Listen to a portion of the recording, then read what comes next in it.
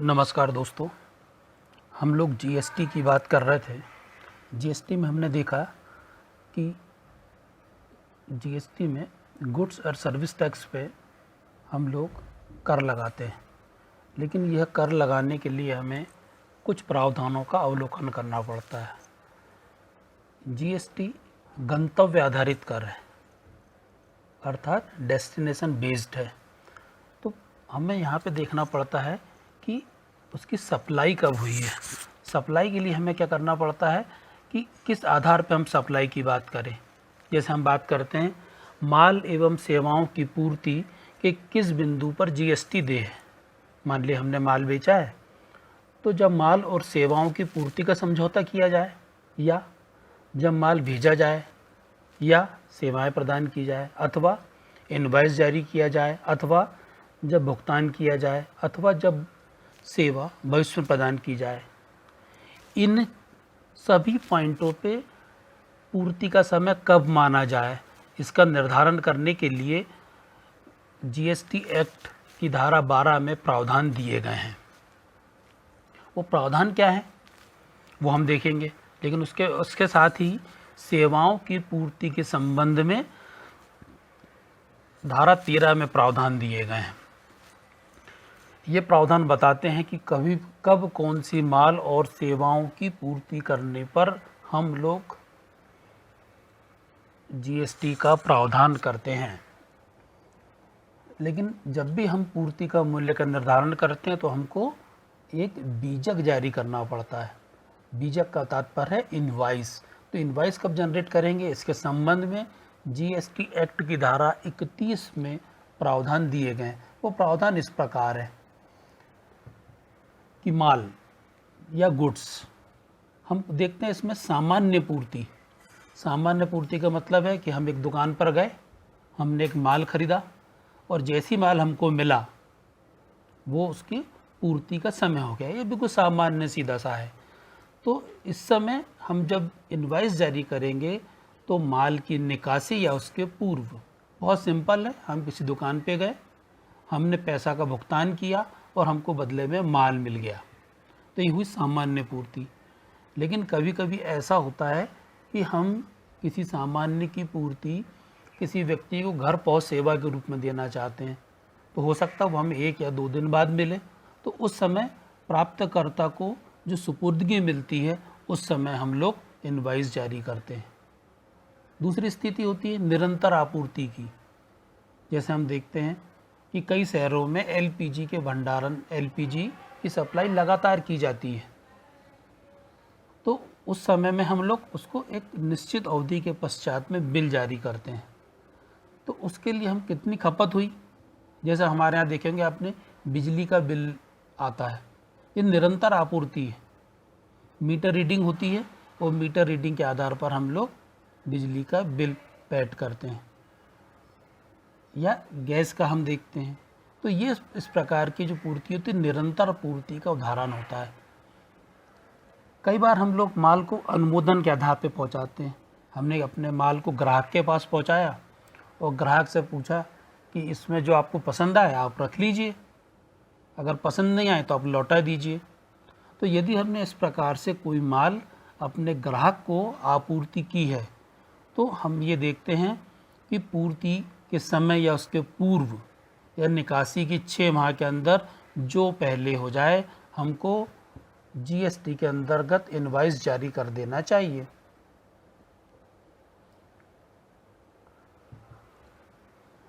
यही बात CGST act की धारा 12(2) में कहा गया है। क्या कहा गया है कि पूर्ति का समय इनवॉइस या पेमेंट में से जो भी पूर्ववर्ती तिथि हो। तो पूर्ववर्ती तिथि कैसी होती है, जब माल नॉन कंटिन्यूअस सप्लाई हो, अर्थात सामान्य आपूर्ति हो, तो माल की निकासी के समय में। यदि हमारी पूर्ति में अन्य प्रकरण हो तो डिलीवरी के समय में, और निरंतर पूर्ति के समय बिल के समय में। तो ऐसी स्थिति में जब भी हमको कोई भी प्रकार का पूर्ति करते हैं तो उसको हम पूर्ति का समय कहते हैं। मान लेते हैं कि हमने कोई चीज़ 50,000 की खरीदी या हमको सप्लाई का ऑर्डर मिला और हम सप्लाई करना चाहते हैं और हमें उसका 5,000 रुपये एडवांस मिला तो इस 5,000 एडवांस को नए प्रावधान के अनुसार से पूर्ति नहीं माना जाएगा। इस समय हम लोग रिसिप्ट वाउचर जारी कर देंगे और इसको हम टैक्स इनवॉइस जारी नहीं करेंगे। ये आपको ये नए प्रावधान के हिसाब से ध्यान रखना है। अब बात करते हैं हम सेवाओं की। हमने कल देखा था कि सेवाएं क्या होती हैं। तो जब सेवाओं की सामान्य पूर्ति होती है तो सेवा के पूर्व या उसी समय, परंतु सेवा दिए जाने के 30 दिन के अंदर हमको अनिवार्यतः जीएसटी का इनवॉइस जारी कर देना चाहिए। यही पूर्ति का समय माना जाता है।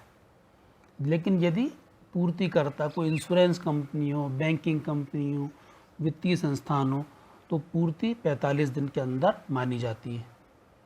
कई मामलों में ऐसा होता है कि हमारी पूर्ति निरंतर होती है।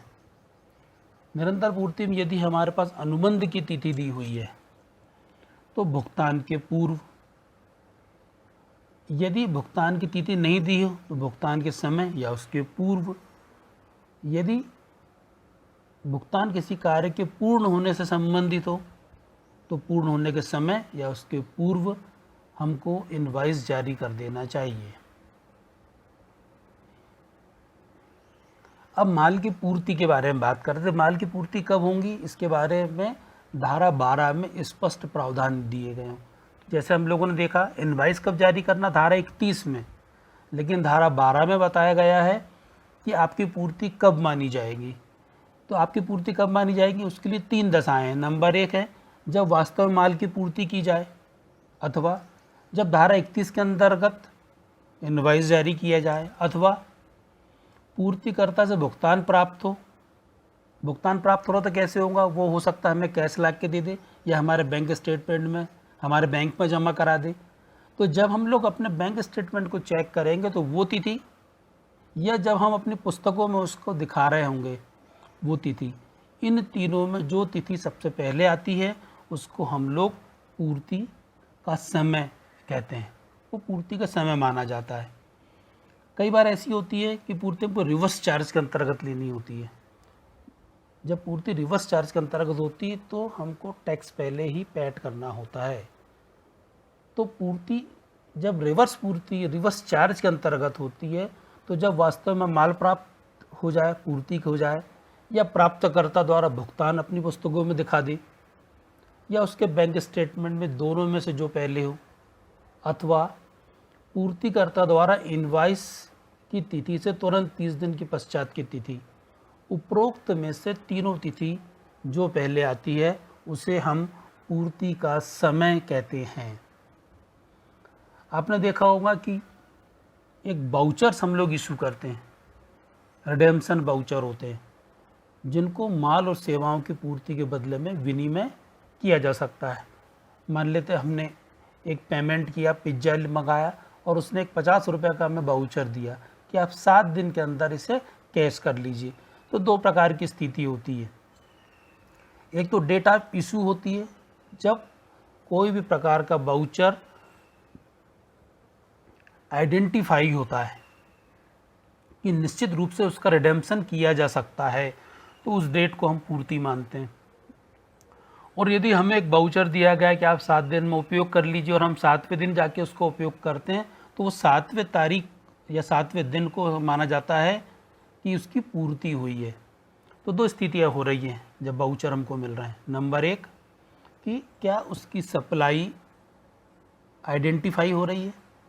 यदि आइडेंटिफाई हो रही है तो जिस दिन आइडेंटिफाई हो रही है उसी दिन, अथवा दूसरी स्थिति होती है जब वाउचर को हम रिडेम्पशन कर रहे हैं, उसका हम वसूल कर ले रहे हैं, उसका भुगतान कर ले रहे हैं, या उसके बदले कोई चीज़ प्राप्त कर ले रहे हैं।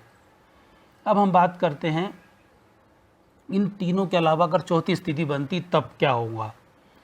उसके आधार पर पूर्ति का हम निर्धारण करते हैं। चौथी स्थिति कब बन रही है, जब 3 स्थितियां जो ऊपर हमने देखी उस समय हम पूर्ति का निर्धारण नहीं कर पा रहे, तब हम देखते हैं कि हमने due date of filing of such return, हमने किसी भी रिटर्न्स में उस वस्तु का उल्लेख कब किया है, या date on which the tax is paid, या हमने किस तारीख में टैक्स का रिटर्न फाइल किया है। तो ये 4 स्थिति में हम देखते हैं कि पूर्ति का समय क्या होता है। मुझे लगता है कि इस प्रकार के विवरण से हो सकता है आपकी चीज़ें क्लियर समझ में आ रही हो। यदि आपको समझ में नहीं आ रही है तो इस वीडियो को आप दोबारा देखें, उसके बाद भी समझ में नहीं आती तो आप मुझे बताइए, मैं आपको इसको पुनः समझाने का प्रयास करूंगा। और ये आपके समझ में आ जाता है तो फिर हम लोग अगली वीडियो में वैल्यू ऑफ सप्लाई,